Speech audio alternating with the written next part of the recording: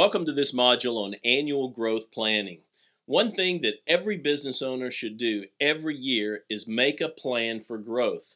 The truth is, the number one reason most small businesses don't grow is they don't plan. They don't create a plan for growth. They just hope it's going to happen. And it doesn't happen typically unless you plan. And so this module on planning for growth is very crucial to the success of your business. As we get into this, I want to start with this video on some introductory understanding of what goes on in a business and how that affects your planning process. The truth is, growth creates problems. You need to know that. Growth is going to create problems. And solving one generation of problems does not mean it's clear sailing from then on out. It just means you're prepared now for the next generation of problems and challenges. And you want to be ready for those as they come. Growing up does not mean getting rid of all your challenges and problems. It just means developing the skills and the maturity and the experience to address the next level of challenges and struggles. And leadership simply is about solving problems. And so as a business owner, you're the leader, and you've got to be anticipating the next generation or the next set of challenges that your business is going to face, and you need to be prepared to solve those problems. Now, before we jump into the life cycle of a business and the different challenges that come at different stages, I want to just mention that there are three types of problems that you'll face in your business. The first type are normal problems. The normal problems are the ones that come just because you grow. And those are to be anticipated. They are problems that you want to plan for, and then when they come, you want to solve them and move on. And that's typically what happens with normal problems. However, many business owners are not prepared, and they're not thinking about the next challenge. And as a result, these normal problems turn into abnormal problems. And abnormal problems are those problems that reoccur. It's the same problem over and over and over again. And it seems like you never seem to solve it. You keep having that same problem. And that's an abnormal problem. If you find yourself there, you probably need some outside assistance. Maybe a coach, an advisor, a peer, someone who will look into your business with you and help you understand why you keep having the same problem over and over and over again. And then the third type of problem is pathological problems. And pathological problems are really the abnormal problems with a greater degree of gravity and weight to them. And these are the problems that if you don't solve them, they will eventually destroy your business. And so pathological problems can be things like continuous negative cash flow. You can't sustain losses indefinitely, or a continual loss of key talent and key human resources. If you're always having to replace important people or key people in your organization, it's going to eventually catch up with you, and it's going to destroy your organization.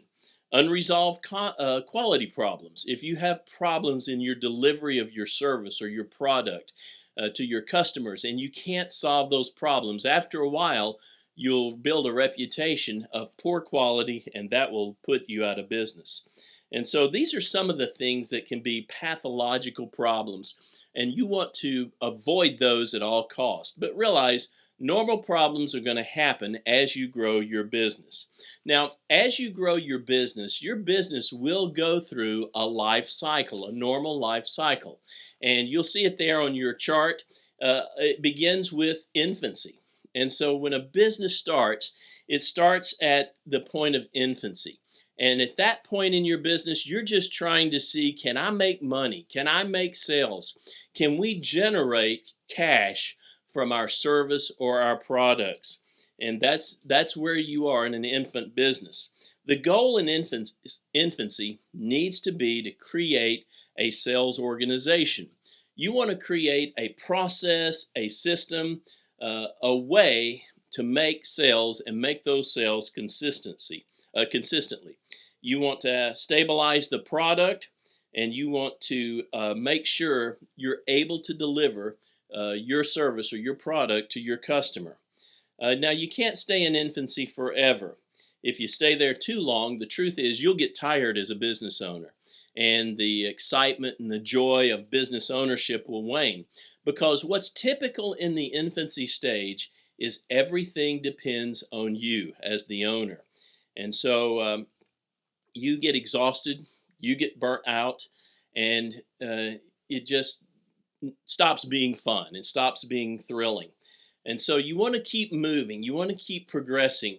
And that if you do find that you can generate cash and you can maintain quality and you can consistently deliver on your promise to your customers, then you are likely to move into the second phase of the life cycle, which is the childhood phase. And the childhood phase is characterized really by sales. You're making sales, you're generating cash, you're delivering your service or your product, and things are actually going pretty good. However, the big challenge is everything still depends on you as an owner. And so again, if you are not able at this point to start thinking on a higher level and start thinking about how do I scale this business, you will burn out and you will get very, very tired. The need during the childhood phase is a marketing system. You want to work on a marketing system, and you want to start thinking about your team. You want to start thinking about your processes and asking yourself the question, what will it take to scale and grow my business beyond this? Now, business owners in the childhood phase, when they realize that the business has got to be more than just them, they're ready to move in the adolescent phase. The adolescent phase is characterized by change, by transition. And the kind of change that has to happen is you have to start transitioning your business from being owner dependent to systems dependent. You want to transition from everything depending on you, every sale depending on you, every customer satisfaction depending on you, to everything starting to depend on your system and your people. And as you do that, you will move into the adolescent phase. It'll be a change. It will be a different way of operating. You will start discovering that you're creating a business. You're not just making money. Up until this point, really, you just have a job.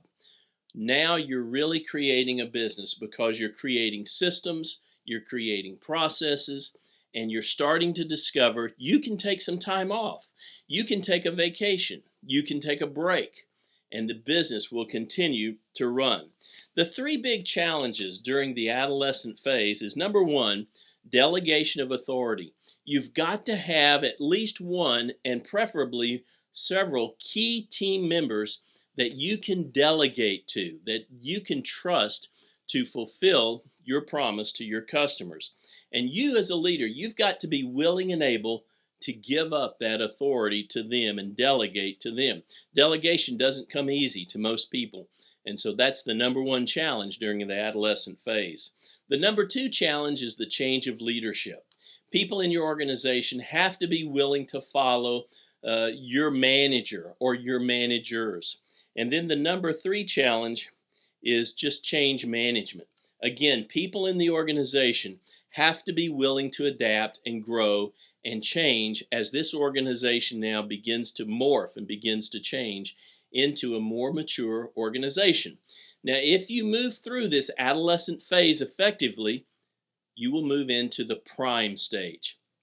And the prime stage is what we all want as business owners. And in the prime stage, it's characterized by vision, values, by clear mission and mission alignment within your team, by conscious focus and priorities, by functional systems and organizational structures, by predictable excellence, and by growth in both sales and profits.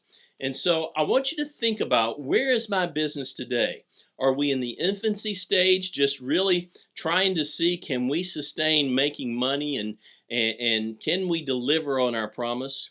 Are we in that childhood phase where, yes, we are making money and we're starting to deliver on our promise, but it really pretty much all depends on me as the owner?